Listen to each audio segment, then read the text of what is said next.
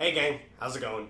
It's Rob with Japanime Games. I am going to be showing off today Tanto Cuore 5 Winter Romance. This is the newest Tanto Cuore to be coming out. It'll be up on Kickstarter very soon, so check it out there. And I'm really excited about it because it's the first Tanto to include butlers in it. So all in all, pretty exciting stuff. We're going to jump right in and I'll see you down there. Hey gang, how's it going? If you are unfamiliar with Tanto Cuore 5, I'm going to just do a quick rundown of how to play Tanto in general. So, Tanto in general basically is a deck building card game.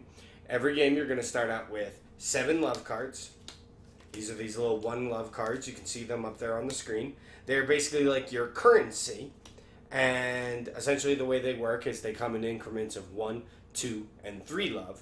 And they allow you to employ maids and butlers from the town. So we take our 7 1 love cards, and then 3 of these maids right here. In this version of the game, it is Beverly.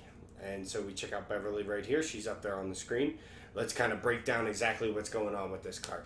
Beverly, up at the top left, she costs 2 love. Up at the top right, she gives you 1 victory point. And if you look down at the bottom, this card cannot be the target of an approach, which we'll get to later, but it's important to know. In addition, Beverly has chambermaid, arrow, little finger pointy sign, little sign like that, -2. That means that she can be chambered if you pay 2 servings. Servings are one of the 4 resources that exist that cards can generate. So if we take a look at a card right here, like let's say Jimmy, the pool boy. I'll load Jimmy up on the screen right here. At the bottom of his card, you can see 4 little areas. The one that's like a stack of books, that is his draw card power. The one that is a heart, that's how much love he generates. The one that's a finger is the amount of servings he generates. And the one that is a pile of books with a heart next to it, that is a buy action. Essentially, cards can produce one of those 4 effects. Books draws cards. Hearts gives you temporary love. Servings lets you play additional maids or butlers every turn. And the card with the heart allows you to buy additional maids or butlers from the town, or employ them rather. So we're going to begin the game. The way you start is you take your 3 Beverlys and your 7 1 love cards, and you're going to shuffle them up. I'm going to cheat a little bit here, and I'm just going to make sure I draw 5 1 love. So I draw my 5 cards. I've got 5 1 loves. Now, 1 loves, you can just play as many of them as you want per turn. So I'm just going to play them all out. If these were maids, I would need servings to play all of them. Every turn, you begin with 1 serving. But we're not worrying about that because I just have love right here. So I play my 5 1 love cards, and now I may employ a card that costs 5 or less. I only get 1 employ a turn ordinarily, so that's all I can spend.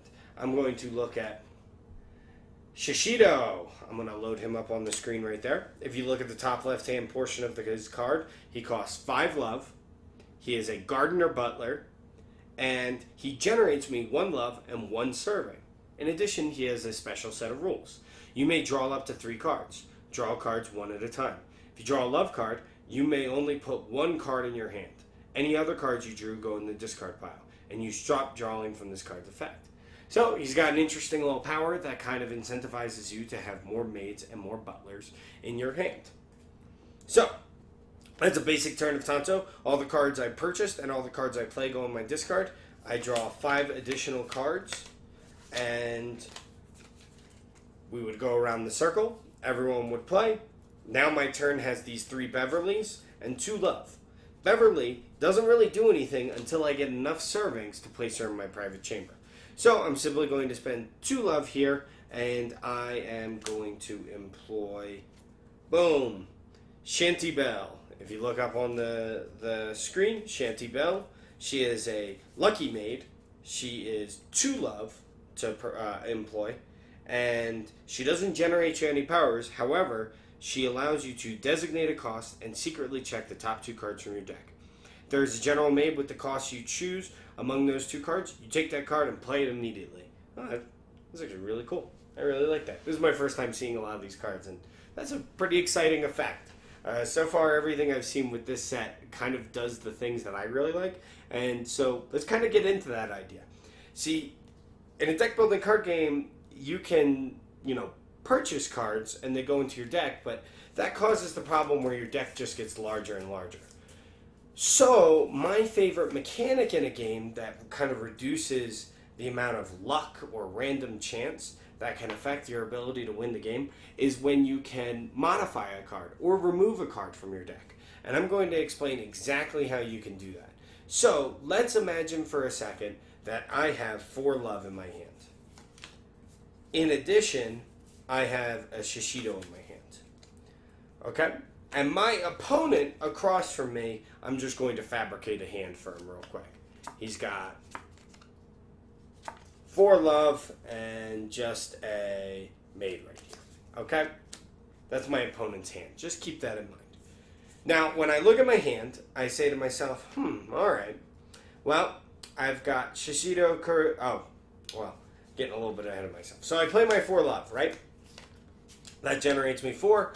I can make a purchase of 4. So I'm going to pick up Meetup Spot 1. Flash that up there on the screen. Meetup Spot 1, the forest. It's 4 love, and it allows you to make an approach. And if you make an approach successfully, you flip this card over. When you pick up a meetup spot, it just goes into your private chamber. It doesn't go into your deck like the rest of the cards you play. So it would go to my opponent's turn. They would do their stuff because I've already purchased the meetup spot. Then on my turn, I draw 4 cards, and let's just put Shishido in there because I want to make a point. All right? Now, on my turn, during my play phase, I may make an approach and target a player. I say, Shishido Kurogane, so see him up on the screen. I make an approach on my opponent. My opponent now has to play face down their highest cost maid or butler. So, playing face down, my opponent would have to play Elizabeth Coran. So you see Elizabeth up on the screen there. I would then look at Elizabeth, verify that I had a higher love than Elizabeth, and my meetup would be successful. So now I would take their card plus my card, pop them on top of Meetup Spot Forest, flip Meetup Spot Forest over, which if you see right here reveals, gain 2 victory points for each couple in your private quarters, and now they would be a couple that would be outside of my deck, thus effectively removing them from play. That is a standard transaction or play of a meetup. But let's look at it a little bit less standard. Let's say I played Shishido, but instead of Elizabeth Coran, they played Dermot Guerin. Dermot Guerin, if you see him up on the screen, he costs 8 love, which is a lot higher than my 5 love.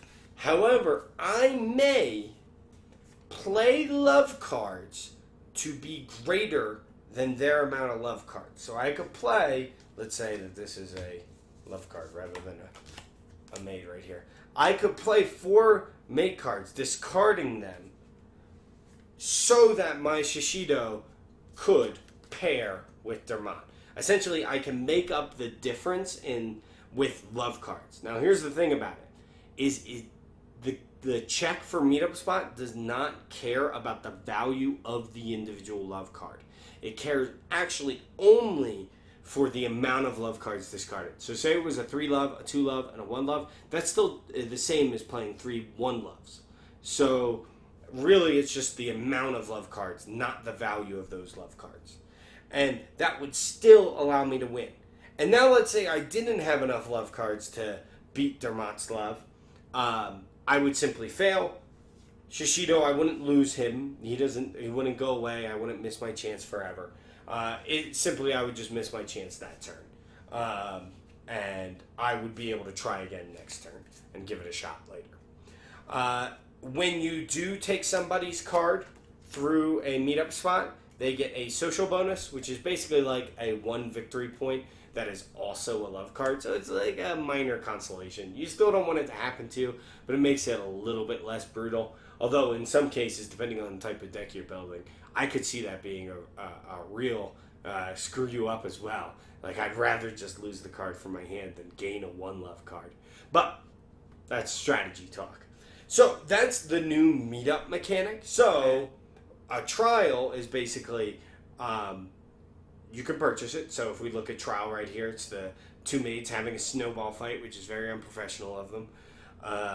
And it says, place this card on top of a couple. When another player puts a trial card in your private quarters, you must immediately reveal a card costing 3 or more love from your hand. If you can, flip this card over and place it in your private quarters. If you are unable to reveal such a card, a breakup happens. However, if you are able to overcome it, if we see here, I guess they're now having fun in their snowball fight rather than being angry with each other in their snowball fight. I've never angrily had a snowball fight with anybody.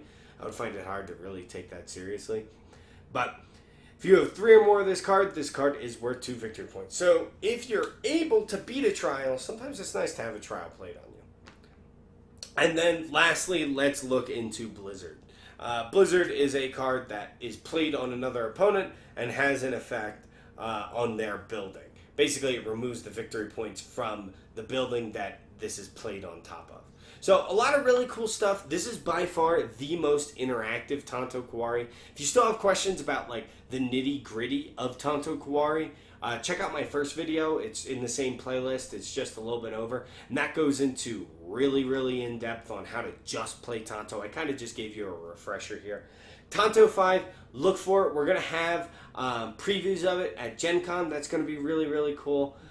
Hey gang, how's it going? That was Tanto 5. I was really stoked to kind of show it off for you guys. I think it's a lot of fun. I think the meetups are really, really cool, and they add a really, really kind of a strong play with your opponent aspect to the game. I know just me personally, I'm going to be watching out a lot more, trying to figure out, well, did he buy any did he buy any 5 love cards? When I play Jimmy, is this going to be a guaranteed meetup? And so I'm going to steal a card from his deck that is useful. You know, because that's powerful. That can be powerful, depending on the card you take. And I think it's really exciting stuff. I think it's a great core mechanic to add to, you know, an already great series. So that's Tanto 5, Winter Romance. Check it out in the link in the description below. You know, guys, I can't wait to see y'all at Gen Con, and I can't wait to see you for the live stream when I play this on Tabletop Simulator. But yeah, alright guys, have a good one. Peace out. Bye-bye.